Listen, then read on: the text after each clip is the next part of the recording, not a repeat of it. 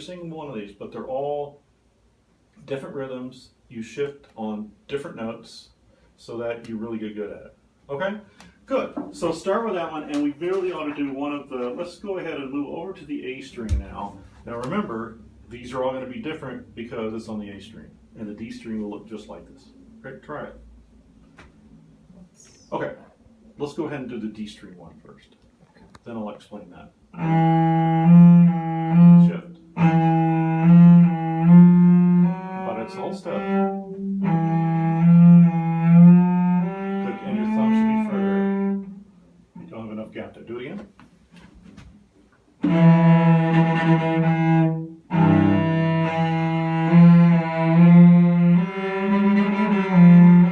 Higher, higher. There it is. And shift.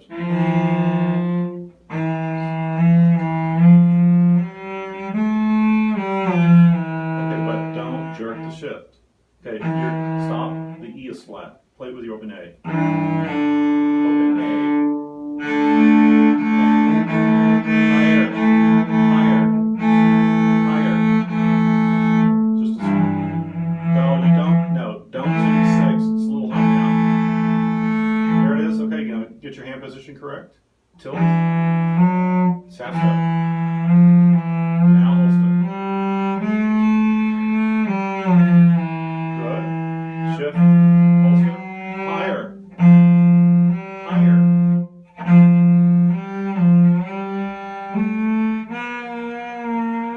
That's it. Higher.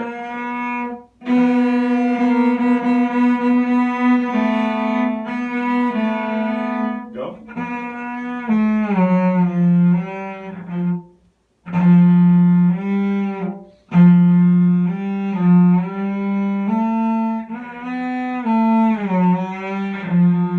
Now one more. G.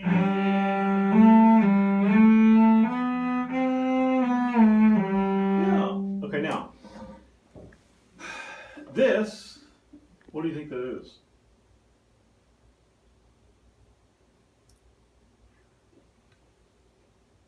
The same as one of these. See, there's one at the beginning of the line? Okay, so on cello, we play in 3 different clefs. Yeah, we play in treble clef, bass clef, and this is called tenor clef. All right? This is also known as the C clef.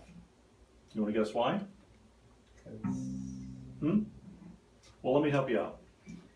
This is known as the F clef. Why? Because between those 2 notes is F, Very good. Guess what the treble clef is known as? G. You already knew that. Yeah. Oh, you're cheating. Okay. So now, what is this one? C. So It is the C clef. Did you already know that? no, I only played treble and bass. Okay, so this is the C clef. And the reason they call it the C clef, obviously, is this little indentation is where middle C is on the piano. Okay, so that's very, very important. And the reason they call it tenor clef is when they used to write vocal parts, the problem was these came into being before they used ledger lines. You know what a ledger line is?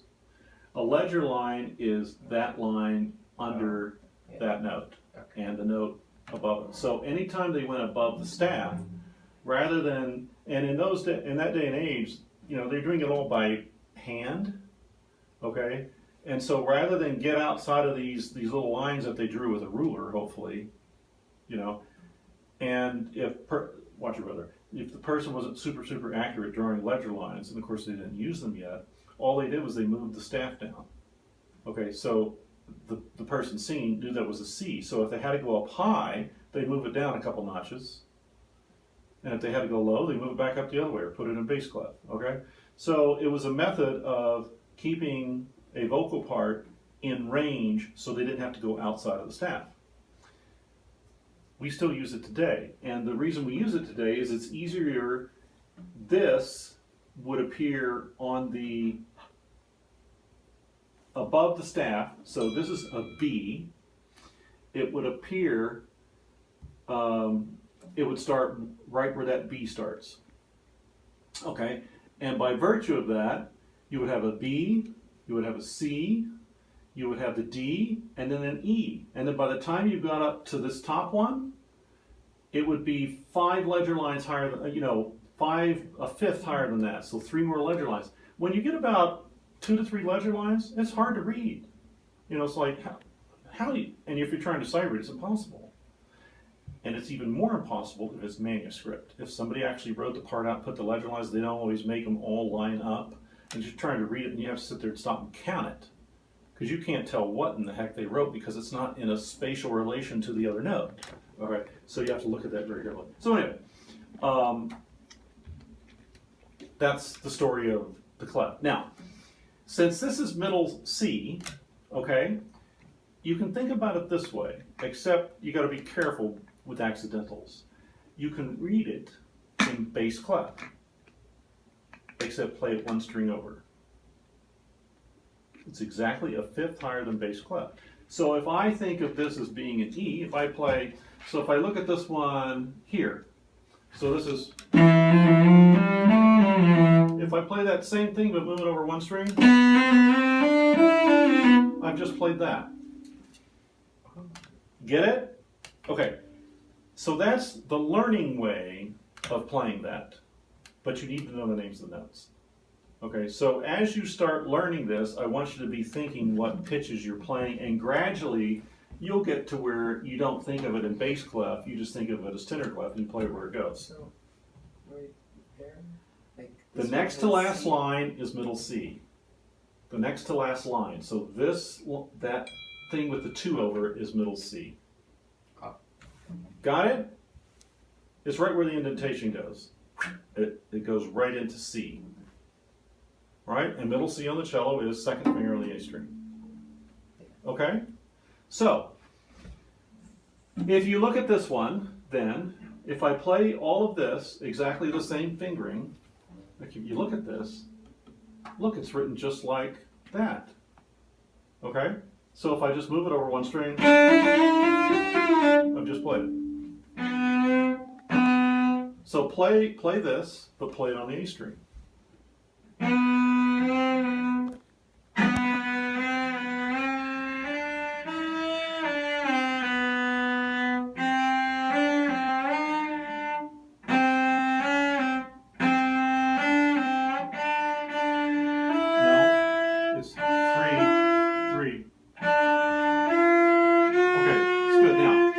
Now, this is where I was going to tell you you'll get into trouble. So, in this particular instance, when you're on the D string, it's extended, but when you're on the A string, it's not. So, you can do it sometimes, but not all the time. So, what happens is, because of the half steps and whole steps in C, it doesn't translate 100% all the time. However, when you get to this one, it does. But this one does not. Okay, so that's why I say you have to know the names of the notes. If you play it the way you play this one, you're playing an F sharp, which is not in the key of C. So it's... Okay, so we need to move on, but I just wanted you to start getting acquainted with that. So you're going to take the first one in here. It may take you a little while to get to where it feels okay, But the main goal here is to play phenomenally well in tune. I mean, just perfect. All right? This is a good opportunity. So when you play, let's say, the second note here, this E, that E, that E, that E, that E, that E, that E, all better be the same. And the Fs, all the same. All the A's, all the same. Exact, and they need to be in tune. Okay? So that's what I was saying. When we tune on cello, we tune with the higher note. Okay, not the lower. This sounds high.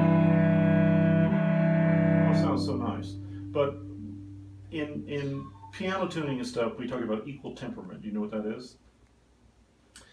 So if you took a fifth, a perfect fifth. So a perfect fifth, if you saw it on an oscilloscope, do you know what that is? In the old days, I don't know what they call them today, but it's something like that.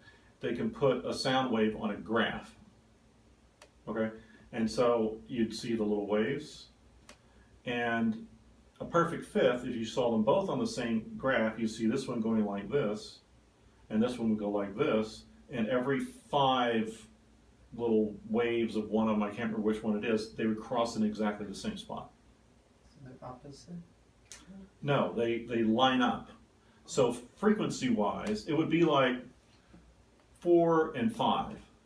If you take those two numbers and you keep piling them on top of each other, so if you have 4, you have 4, 8, 12, 16, 20.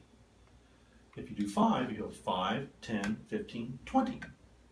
They line up at 20, but this one's going 4 of them, okay, and this one's doing 5 of them, okay? That's what I mean. So a perfect fifth lines up exactly.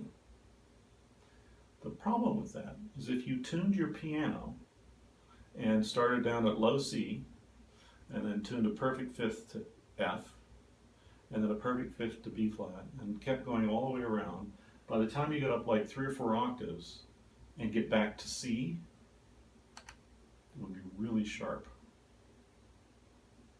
Okay? So when you tune a piano, they actually pinch the fifths just a little bit. And it depends on the frequency. In the low registers, they pinch it like, I can't remember what it is, but it's like less than a cycle, less than 1 wah. Okay, just a little bit. When you play the 2 notes together, okay, you can hear them bounce. You can hear them go wah, wah, wah, wah, wah, wah, wah, wah, like that. So when I play here, it's going wah, wah, wah, wah, wah. Can you hear it? As it gets closer, it slows down. Wah, wah, wah. And when it's perfect, you don't hear any of that. Okay. So in tuning the piano, you have to pinch the fifths. Consequently, you pinch everything else too. Okay? So that's why they call it equal temperament. They take an octave, so 440, 880 is the frequency. And they calculate carefully exactly how far to put each note. And it's equally divided 12 times. All right? That's equal temperament. However, our hearing doesn't really like that, except on piano. We get to bend pitches a little bit. So if I take, let's say if I tune a G to a B natural, sounds lovely. Now if I go,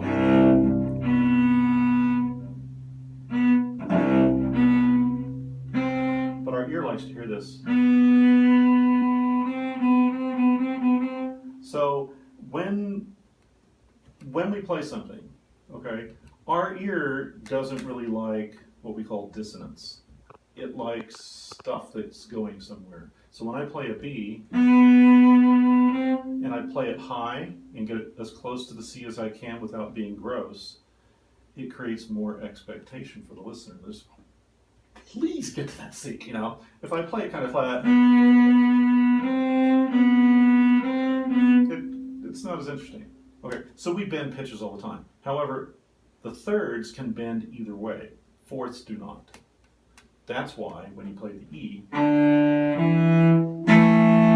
you want to get a whole step, a nice whole step, and so you tune it with the string above, not with the string below.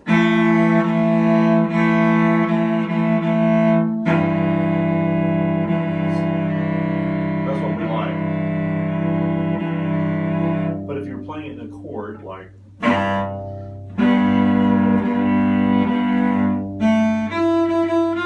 there's an E,